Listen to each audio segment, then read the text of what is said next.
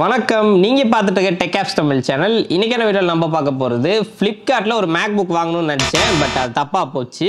என்ன கதை நடந்துச்சு அப்படிங்கிறத தெளிவாக இந்த வீடியோவில் எக்ஸ்பிளைன் பண்ணுறேன். இது ஒரு மேக்புக் ஸ்கேம். ஸோ பில்லு எல்லாமே இந்த வீடியோ நான் அட்டாச் பண்ணியிருக்கேன். வீடியோ ஃபுல்லாக பாருங்கள், உங்களுக்கு ஒரு கம்ப்ளீட் ஐடியா கிடைக்கும். ஃப்ளிப்கார்ட்டில் மேக்புக் வாங்கலாமா வேணாமா, இல்லை எந்த மாதிரியான விஷயங்களை பார்க்கணும் அப்படிங்கிறது எல்லாத்தையுமே நான் இந்த வீடியோ எக்ஸ்பிளைன் பண்ணுறேன். ஸோ வாங்க வீடியோக்குள்ளே போயிடலாம். அதுக்கு முன்னாடி நம்ம சேனலுக்கு சப்ஸ்கிரைப் பண்ணலாம். மறக்காம சப்ஸ்கிரைப் பண்ணி பக்கத்தில் பெல் ஐக்கானை ப்ரெஸ் பண்ணிக்கோங்க. இந்த வீடியோக்கு லைக் பண்ண மறந்துடாதீங்க. Now let's get into the video.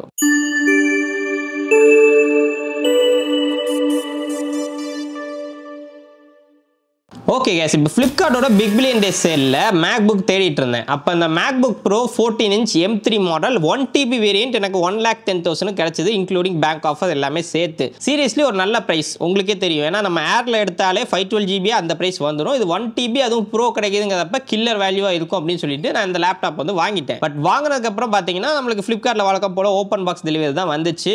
வீட்டுக்கு டிவைஸ் கொண்டு வந்தாங்க. நெக்ஸ்ட் டே டெலிவரியும் வந்துருச்சு. ஸோ அதில் எந்த வித பிரச்சனையுமே இல்லை. ஓப்பன் பண்ணி காமிக்கிறாங்க, எல்லாமே புதுசுமா தான் இருக்கு. நான் பர்சனலா நிறைய ஆப்பிள் ப்ராடக்ட்ஸ் அன்பாக்ஸ் பண்ணிருக்கனால இது பாக்ஸ் பிரிக்கும் போது தெரிஞ்சிச்சு. ஓகே, பிராண்ட் நியூ தான், எதுவுமே சஸ்பிஷியஸா இல்ல.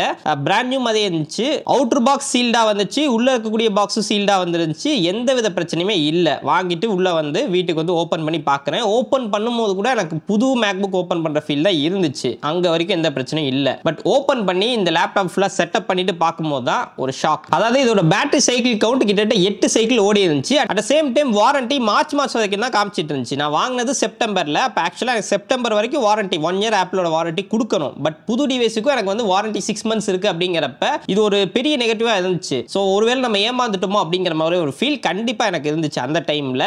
ஸோ அதுக்கப்புறம் போயிட்டு நிறைய ரிசர்ச்லாம் பண்ணி பார்க்கும்போது நிறைய பேர் வந்து சொல்லியிருந்தாங்க பேட்டரி சைக்கிள் கவுண்ட் வந்து இந்த மாதிரி இருக்குங்க அப்படின்னு சொல்லிட்டு நான் ஃபோரம்ஸ்ல நிறைய பார்த்துருந்தேன். சரி ஓகே, ப்ராடக்ட் இப்போ தானே டெலிவரி ஆச்சு, ஃப்ளிப்கார்ட் கிட்ட கேட்போம் அப்படின்னு சொல்லிட்டு ஃபர்ஸ்ட் ஃப்ளிப்கார்ட்டுக்கு தான் கால் பண்ணேன். கால் பண்ணி அவங்களோட கஸ்டமர் சர்வீஸ்ல பேசினப்ப அவங்க என்ன சொன்னாங்கன்னா, ஓகே உங்களுக்கு வந்து இந்த மாதிரி ப்ராடக்ட் ரிசீவ் ஆயிருக்குன்னா நீங்க ஆப்பிள் கிட்ட ஃபர்ஸ்ட் கேளுங்க. ஆப்பிளுக்கு கால் பண்ணி இந்த மாதிரி வந்து எக்ஸ்பிளைன் பண்ணி சொல்லுங்க. சொல்லிட்டு அவங்க வந்து சொல்யூஷன் கொடுத்தாங்கன்னா ஓகே. அவங்க சொல்யூஷன் கொடுக்க முடியலன்னா அவங்க கிட்ட ஜாப் ஷீட் வந்து வாங்குங்க. அந்த ஜாப் ஷீட் இருந்தால் தான் ஃப்ளிப்கார்ட்டால ஆக்ஷன் எடுக்க முடியும். ஜாப் ஷீட் எடுத்துட்டு நீங்க எங்க கிட்ட வாங்க, நாங்க உங்களுக்கு என்ன பண்ண முடியுமோ அதை பெஸ்ட்டா பண்ணி கொடுக்குறோம் அப்படின்னு சொல்லிட்டு ஃப்ளிப்கார்ட் சொல்லிட்டாங்க. ஆல்ரெடி வாரண்டி கிளைம் ஆயிடுச்சு, அதுக்குள்ள ஏதாவது ஒரு ப்ராப்ளம் ஏதாவது எஸ்கலேட் பண்ணாங்க அப்படின்னா பிராண்ட் வந்து ஜாப் ஷீட் உங்களுக்கு ப்ரொவைட் பண்ணுவாங்க. ஓகேங்களா? அந்த ஜாப் ஷீட் நீங்க வச்சு நீங்க எங்க கம்ப்ளைண்ட் ரைஸ் பண்ணலாம் சார். என்னடா இது ஏமாத்துற மாதிரி இருக்கே அப்படின்னு நானும் நினச்சிட்டு இருந்தேன். சரி ஓகே, ஆப்பிளுக்கும் எதுக்கும் ஃபோன் பண்ணி பார்ப்போம் அப்படின்னு சொல்லிட்டு ஆப்பிளோட கஸ்டமர் சர்வீஸுக்கு ஃபோன் பண்ணி பேசினப்ப அவங்க நல்லாவே ரெஸ்பாண்ட் பண்ணாங்க. இது மாதிரி வந்து உங்களுக்கு இந்த மாதிரி ப்ராடக்ட் வந்திருக்கா, பில்லு காப்பி எல்லாமே கேட்டாங்க. எல்லாமே நான் கரெக்டாக அனுப்பிட்டேன். அனுப்புனதுக்கப்புறம் அவங்க ஃபுல்லாகவே அதை கம்ப்ளீட்டாக செக் பண்ணி பார்த்துட்டு இது மாதிரி உங்கள் டிவைஸ் வந்து மேபி டெஸ்டிங்க்கு போயிருக்கும். அதாவது ஆப்பிளோட ஃபேக்ட்ரியில் இன்டர்னல் டெஸ்டிங் இருக்கும் இல்லையா, அங்கே வந்து நாங்கள் டெஸ்ட் பண்ணிக்கிறதுக்கு வாய்ப்பு இருக்கு. அதனால தான் அந்த 8 பேட்டரி சைக்கிள் ஓடி இருக்கு.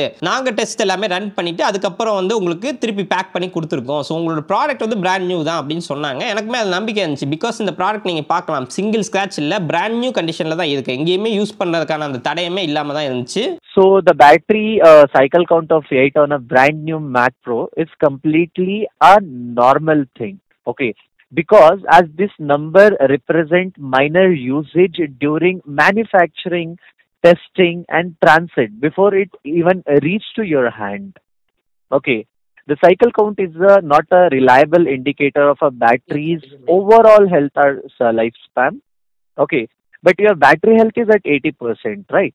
சரி, இப்போ இந்த பேட்டரி சைக்கிள் கவுண்ட் பிரச்சனை கூட முடிஞ்சிருச்சுன்னு வச்சுக்கோமே. நான் அடுத்து அவங்கள்ட்ட கேட்டது வந்து வாரண்டி என்ன பண்ண போறீங்க, எனக்கு 6 months தான் இருக்கு, ஆனால் 1 year எனக்கு வரணும் அப்படின்னு சொல்லிட்டு கேட்டப்ப ஆப்பிள் வந்து ஒன்றும் வரி பண்ணிக்காதீங்க, வாரண்டி நான் உங்களுக்கு அப்டேட் பண்ணி தரோம் அப்படின்னு சொல்லியிருந்தாங்க. ஏன்னா இதுக்கு முன்னாடி நான் பார்த்தப்பவே டேட் ஆஃப் பர்ச்சேஸ் நீங்க அப்டேட் பண்ணுங்க அப்படிங்கிற மாதிரி ஆப்பிளோட சைட்ல வந்துச்சு. பட் அப்போ வந்து ஆப்பிள் ஏமாத்துறாங்களோ அப்படிங்கிற மாதிரி நான் ஃபீல் பண்ணேன். ஏன்னு பார்த்தீங்கன்னா டேட் ஆஃப் பர்ச்சேஸ் அவங்க தான் சொல்லணும். நம்ம டேட் ஆஃப் பர்ச்சேஸ் வந்து அங்கே என்டர் பண்ற மாதிரி கண்டிப்பாக இருக்கக்கூடாது. பட் ஆப்பிள் கிட்ட இது மாதிரி எக்ஸ்பிளைன் பண்ணோன்னே அவங்க சீரியல் நம்பரை வாங்கிக்கிட்டு ஒரு 5 minutes எனக்கு வந்து அப்டேட் பண்ணி கொடுத்துட்டாங்க. இப்போ வாரண்டி போய் நான் செக் பண்ணி பார்த்தேன்னா எனக்கு வந்து பில்லிங் டேட் 22 September தான் நான் வாங்கியிருந்தேன். எப்போ ஆர்டர் பிளேஸ் பண்ணணும் அதுல இருந்து எனக்கு வாரண்டி ஸ்டார்ட் ஆகிற மாதிரி பண்ணி கொடுத்துருக்காங்க, which is a good thing. So 1 year warranty இப்போ கிடைச்சிருச்சு. So yeah, Sendhuran, just want to set you an expectation. However, if your point of purchase have updated the details to the Apple server, obviously on the call we'll go, like our team will go ahead and make the changes. Suppose for an example, if not, I might ask you to get in touch with the point of purchase as well, if required. Just setting an expectation prior on this. Okay? Done. So now like it might take few minutes for me to get in touch with my team and get this thing updated. By that time, I would like to place your call on hold.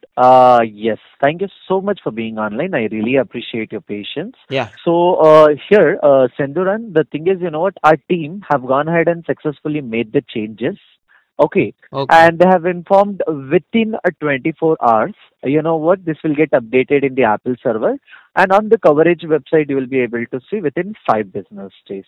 So இப்போ இந்த problem வந்து solved. இது used device கிடையாது, அதாவது ஃபேக்ட்ரியில் just testing மட்டும் பண்ணியிருக்காங்க. எனக்கு தெரிஞ்சு என்ன நடந்திருக்குன்னா, என்னோட கெஸ் வந்து ஆப்பிள் ஃபேக்ட்ரியில் ரேண்டமாக செக் பண்ணுவாங்க. அப்போ இன்கேஸில் இந்த மாதிரி டிவைஸ் வந்து டெஸ்ட் பண்ணும்போது எல்லாமே பக்காவாக இருந்துச்சு, அவங்களோட எல்லா டெஸ்ட்டையும் பாஸ் பண்ணிருச்சு அப்படின்னா இந்த டிவைஸை திருப்பி ரீபேக் பண்ணி புதுசாகவே அனுப்பிடுவாங்க. பட் இன்கேஸில் இந்த டிவைஸில் எதுவும் ப்ராப்ளம் இருந்துச்சு அப்படின்னா அதை சரி பண்ணி ஆப்பிள் ரீஃபர்பிஷ்ட் அப்படின்னு சொல்லிட்டு அவங்க சேல் பண்ணுறதுக்கு வாய்ப்பு இருக்குது. ஸோ இது வந்து எனக்கு மட்டும் நடந்திருந்தால் இது பிரச்சனை இல்லை. பட் எனக்கு தெரிஞ்சு நிறைய பேர் வந்து இந்த ஃப்ளிப்கார்ட்டில் பிக் பில்லியன் டே சேலில் ஏர்பாட்ஸ் வாங்கியெல்லாம் நிறைய பேர் போட்டிருந்தாங்க. ஸோ அந்த மாதிரி நீங்கள் வந்து இந்த ப்ராப்ளம் ஃபேஸ் பண்ணியிருந்தீங்கன்னா கண்டிப்பாக கீழே கமெண்ட் பண்ணுங்கள். பிகாஸ் எவ்வளோ பேர் வந்து சொல்கிறோமோ அதை பொறுத்து தான் நானுமே இன்னுமே ரிசர்ச் பண்ணி இது உண்மையிலே எப்படி நடக்குது, ஸ்கேம் பண்ணுறாங்களா அப்படிங்கிறத நம்ம டிசைட் பண்ண முடியும்.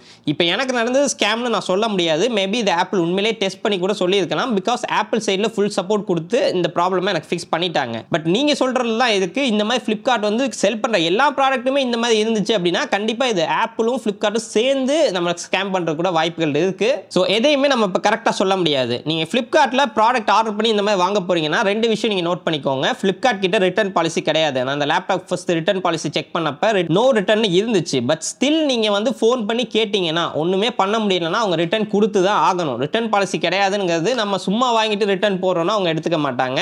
பட் ப்ராப்பர் ரீசன் இருக்குது, இது வந்து ப்ராடக்ட் யூஸ்டு மாதிரி இருக்குது, நம்ம கிட்ட ப்ரூஃப் இருக்குது அப்படின்னா கண்டிப்பாக ஃப்ளிப்கார்ட் உங்களுக்கு பண்ணி கொடுப்பாங்க, பண்ணி கொடுத்து தான் ஆகணும். அதனால் நீங்கள் தான் அதை போய் கேட்கணும். ரெண்டாவது விஷயம் நீங்கள் பார்க்க வேண்டியது, இந்த மாதிரி டிவைஸ் வாங்குறீங்கன்னா ஃபர்ஸ்ட் உள்ளே போயிட்டு பேட்டரியோட சைக்கிள் கவுண்ட், அதுக்கப்புறம் வாரண்டி, இது எல்லாத்தையுமே ஃபர்ஸ்ட் செக் பண்ணிடுங்க. எல்லாமே உடனே நான் செக் பண்ணனால தான் எதனாலும் பண்ண முடிஞ்சு. இது வந்து டைம் ஆக்க பார்த்தீங்கன்னா நம்மளுக்கு இது ரிட்டர்ன் பாலிசி எல்லாமே முடிஞ்சு போச்சுன்னா அதுக்கப்புறம் நம்மளால ஒன்றுமே பண்ண முடியாமல் போயிடும். அதனால் டிவைஸ் வாங்குறீங்கன்னா ஃபர்ஸ்ட் அதை எல்லாத்தையுமே செக் பண்ணிக்கோங்க. அண்ட் பேட்டரி கவுண்ட்டை பற்றி நம்ம பார்த்தோம்னா நிறைய ஃபோரம்ஸில் என்ன சொல்கிறாங்கன்னா ஒரு 10 சைக்கிளுக்குள்ளே போயிருந்தால் அது பிரச்சனை இல்லைன்னு தான் சொல்கிறாங்க. ஸோ 10 சைக்கிள் மேலே இருக்குன்னா நீங்கள் ஆப்பிள் கிட்டே கேள்வி கேட்கலாம், அது எப்படி 10 சைக்கிளுக்கு மேலே போகும்னு நம்ம கேட்கலாம்.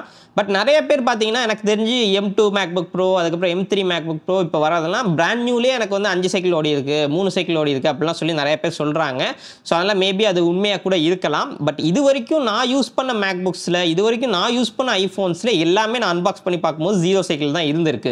எனக்கு பர்சனலி அதில் எக்ஸ்பீரியன்ஸ் கிடையாது, இதுதான் எனக்கு ஃபர்ஸ்ட் டைம். ஸோ இதுதாங்க ஆக்சுவலாக நடந்துச்சு. இதை இப்போ ஸ்கேம்னு சொல்ல முடியாது. உங்களில் எத்தனை பேர் இதில் வந்து எஃபெக்ட் ஆகிருக்கீங்க, இந்த ப்ராப்ளம் எத்தனை பேர் ஃபேஸ் பண்ணியிருக்கீங்க அப்படிங்கிறத கீழே கமெண்ட் பண்ணுங்க. அதை பார்த்துட்டு இது ஸ்கேமா இல்லையானுங்கிறதுக்கு இன்னொரு வீடியோ நான் கண்டிப்பாக கொண்டு வரேன், இன்னுமே டீப்பாக ரிசர்ச் பண்ணி. ஸோ அது வரைக்கும் இந்த மாதிரி நிறைய ஆப்பிள் ரிலேட்டட் வீடியோஸ் நம்ம சேனலில் பார்க்கறதுக்கு சப்ஸ்கிரைப் பண்ணிக்கோங்க.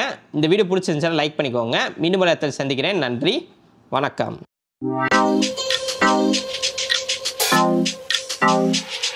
Yeah.